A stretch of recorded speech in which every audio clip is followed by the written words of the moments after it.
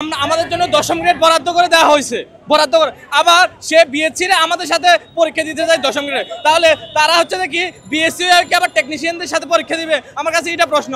তারা যদি আমাদের সাথে পরীক্ষা দিতে চায় আবার আমাদেরকে টেকনিশিয়ান বলে 10ম গ্রেডে, তাহলে আমি দাবি জানাবো যে বুয়েট চুয়েট ডুয়েট যেগুলো আছে এদেরকেও টেকনিশিয়ান ঘোষণা করা হোক। 10ম গ্রেড এটা হচ্ছে আমাদের পেশাগত অধিকার।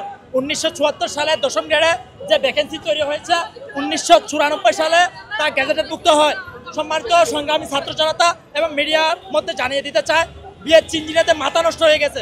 তাদের মধ্যে পতিত স্বৈরাচার আবার জেগে উঠতে চায়, দেশের মব সৃষ্টি করতে চায়।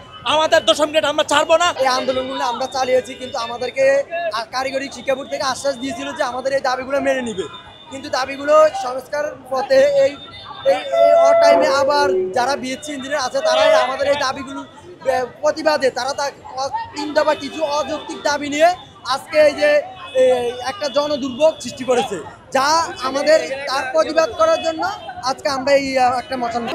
ইঞ্জিনিয়ার পড়ুয়ারা 9ম গ্রেড 10ম গ্রেড 9ম গ্রেড বলতেছে, বাট আমরা 10ম গ্রেড নিয়ে কুচুকরি করতেছে, এটার জন্য বিরুদ্ধে আমরা দাঁড়াইছি।